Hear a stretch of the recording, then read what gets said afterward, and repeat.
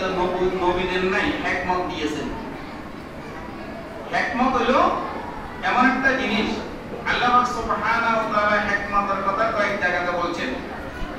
এক জায়গায় সূরা ইয়াসিনে, সূরা জুমাতে বলছেন, ওয়াল্লাযী বা'আসা ফিল উম্মিয়্যিনা রাসূলান মিনহুম ইয়াতলু আলাইহিম আয়াতিহি ওয়া ইউযাক্কিহিম ওয়া ইউআল্লিমুহুমুল কিতাবা ওয়াল হিকমাহ ওয়া ইন কানূ মিন ক্বাবলু লাফী দালালিন মুবিন। আল্লাহ সুবহানাহু ওয়া তাআলা নবী যে দুনিয়াতে প্রেরণ করেছেন, নবীর নবুয়তের দায়িত্ব বহন করতে গিয়ে এখানে হিকমতের কথা বলেছেন। নবুয়তের দায়িত্ব সর্বপ্রথম ইয়াতলু আলাইহিম আয়াতি, আল্লাহ ওহী যে লোহে মাহফুজ থেকে জিবরিল আমিনের মাধ্যমে রাসূল আমিনের কাছে অবতীর্ণ করেছেন, সেই ওহীর বাণী আল্লাহর হাবিব তেলাওয়াত করে উম্মতকে শোনাবেন। সুবহানাল্লাহ। দ্বিতীয় কোরআনের দায়িত্ব, দ্বিতীয় দায়িত্ব শুধু কোরআন শোনাবেন না, ওয়া ইউযাক্কিহিম, কোরআন অনুযায়ী জীবন যাপন করার জন্য তাদেরকে আত্মশুদ্ধি করাবেন। সুবহানাল্লাহ। এরপরে বলতেছেন ওয়া ইউআল্লিমুহুল কিতাবা ওয়াল হিকমা। এখানে তেলাওয়াত এক জিনিস আর কিতাব আরেক জিনিস। বলে কিতাব শিক্ষা দিবেন এবং হিকমত শিক্ষা দিবেন। হিকমত মানে বিশেষ জ্ঞান। সুবহানাল্লাহ। শুধু জ্ঞান নয়, বিশেষ জ্ঞান, যেটা আল্লাহর পক্ষ থেকে আল্লাহ এলকা করে দেন, আল্লাহ ঢেলে দেন মানুষের কলবের ভিতর। তাই ওয়া ইউআল্লিমুল কিতাবা ওয়াল হিকমা, আল্লাহ রাসূল সাল্লাল্লাহু আলাইহি ওয়াসাল্লাম শুধু নবী নয়, যিনি মুআল্লিম, তালিম দিবেন। কি কিতাব তালিম দিবেন, হিকমত বিশেষ জ্ঞান তালিম দিবেন, এটা নবুয়তের দায়িত্ব। আবার আল্লাহ সুবহানাহু ওয়া তাআলা বলে ওয়া মান ইউতাল হিকমাতা ফাকাদ উতিয়া খায়রান কাসীরা, আমি যাকে হিকমত দান করেছি তাকে অনেক কিছু দান করেছি। সুবহানাল্লাহ। আমি যাকে বিশেষ জ্ঞান দান করেছি তাকে অনেক কিছু দান করেছি। সেই লোকমান আলাইহিস সালামকে আল্লাহ সুবহানাহু ওয়া তাআলা ওয়ালাকাদ লোকমান আতাইনাল হিকমাতা, আল্লাহ বলে আমি লোকমানকে হিকমত দান করেছি। যদিও লোকমান আলাইহিস সালামকে হিকমত দান করেছেন, কিন্তু উনি নবুয়তের দায়িত্ব পালন করেছেন, ওইজন্য লোকমান আলাইহিস সালাম বলা হয়। সুবহানাল্লাহ।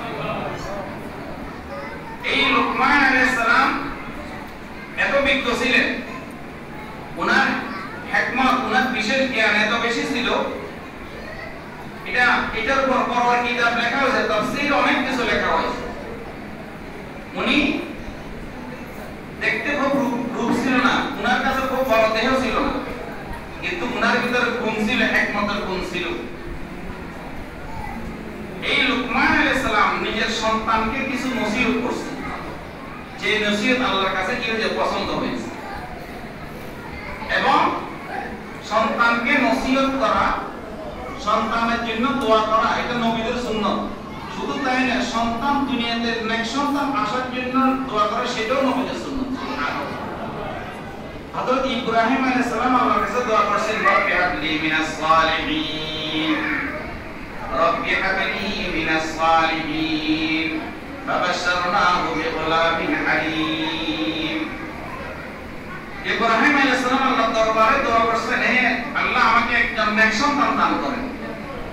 আমরা নেক্সট সন্তান হওয়ার জন্য সন্তান দুনিয়াতে আসার আগে থেকে পদক্ষেপ নিতে হবে, আল্লাহর কাছে দোয়া করতে হবে, আল্লাহ আমাকে একজন নেক্সট সন্তান দান করুন।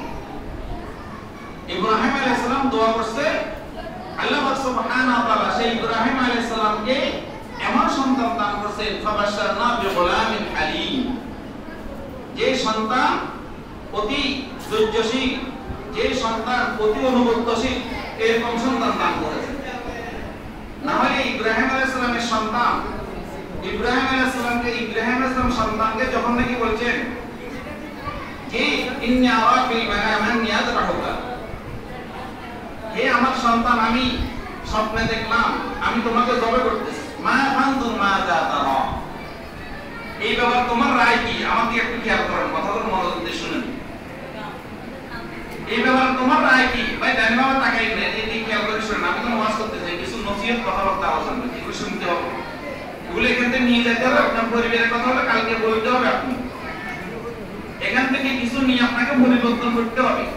শুধু কিছু আওয়াজ শুনলেন, রোগবর হয়ে যাচ্ছে আমাদের ক্যান্সারের মতো, এগুলো ওলামা একরাম মাহফিলগুলো বলে আমাদেরকে মুসলমানের ঈমান আর আমলের ভিতরে ক্যান্সারের মতো বড় বড় রোগ এগুলো চিকিৎসা কেন হয়ে যায়। এখানে কিছু নেওয়ার নিয়তে বসেন, পরিবর্তনের নিয়তে বসেন। এখানে বসার আগের দিন যেরকম ছিল পরের দিন এরকম যদি হয়, এত কিছু আয়োজনের কোনো লাভ নাই। কোনো লাভ আছে? ওই ইব্রাহিম আলাইহিস সালাম সন্তানকে যখন বলছেন যে আমি স্বপ্নে দেখতেছি তোমাকে জবে করো, জবে করতেছি, মানজুর মা দাদা তোমার রায়। আমাদের সন্তানদেরকে আমরা যে বালাই কথা বলি, সন্তানরা বলে যে আপনি কিছু বুঝেন না, এত ঝামেলা করেন না আমার সঙ্গে, আমি আমার কাজ করে আপনার কাছে আপনি করেন, নাউযুবিল্লাহ বলে কি বলেন?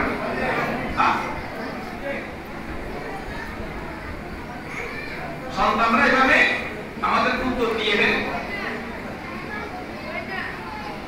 ইব্রাহিম আলাইহিস সন্তান বলছেন সাতাজিদুনি ইনশাআল্লাহু মিনাস সাবিরিন, সাতাজিদুনি ইনশাআল্লাহু মিনাস সাবিরিন। হে আমার পিতা, আপনি যদি আমাকে জবে করেন আল্লাহর আদেশ যদি হয়, তাহলে এই কাজের ভিতরে যত কষ্ট হোক আমি সবর করব। সুবহানাল্লাহ, সুবহানাল্লাহ।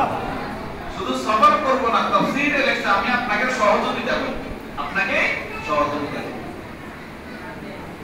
কেন উনি সর্বপ্রথম আল্লাহর কাছে চেয়েছেন নেক সন্তান। বুঝেন আমরা সন্তান আসার আগে যুবকরা শুনেন নেক সন্তান যেন আল্লাহর কাছে দোয়া করতে হবে, রব্বি হাবলি মিনাস সালিহিন। ইব্রাহিম আলাইহিস সালাম সেই দোয়া করা আমাদেরকে শিক্ষা দিয়েছেন, রব্বি হাবলি মিনাস সালিহিন। এবং যেই সন্তান যার মাধ্যমে স্ত্রী, আমার স্ত্রীকে নির্বাচন করব, আমি সুসন্তান যদি চাই স্ত্রী নির্বাচন করতে আমাকে চিন্তা করতে হবে। সুবহানাল্লাহ, সেটাই ইসলাম শিক্ষা দিয়েছে, আল্লাহ রাসূল শিক্ষা দিয়েছে। একজন যুবক যখন নাকি বিয়ে করবে তখন ওই পাত্রীর ওই পাত্রীর কাছে তার নসব ঠিক আছে কিনা, বংশ উচ্চ বংশ ঠিক আছে কিনা, লিহাসাবিয়া বলে জামালিহা তে সৌন্দর্য কিনা, ওয়ালি মালিহা তাদের কাছে মাল দৌলত আছে কিনা, ওয়ালি দীনিহা বলে চারটার ভিতরে দিন আছে কিনা এটা দেখতে হবে। আপনি যে নিজের ছেলেকে বিয়ে করাবেন, আপনার বিয়েটা আযান দিলে মসজিদে যায় কিনা। সুবহানাল্লাহ, আপনার বিয়ে বাড়ির আশেপাশে 2 দিন ঘুরে আসতে হবে যে আযান দেওয়ার পরে এই বাড়ির লোক মসজিদে যায় কিনা, নামাজে কিনা। আপনি যে পুত্র ছেলের জন্য পুত্রবধূ বানাবেন, ওই পুত্রবধূ কোরআন জানে কিনা। এইভাবে আপনাকে নির্বাচন করতে হবে। পিতা বাবাকে, সন্তান বাবাকে বলতে হবে আমার জন্য যে মেয়ে দেখতেছেন ওই মেয়েরা পর্দা করে কিনা, মুসলমানের তো তাদের ভিতরে আছে কিনা। এভাবে কি করতে হবে আপনাকে।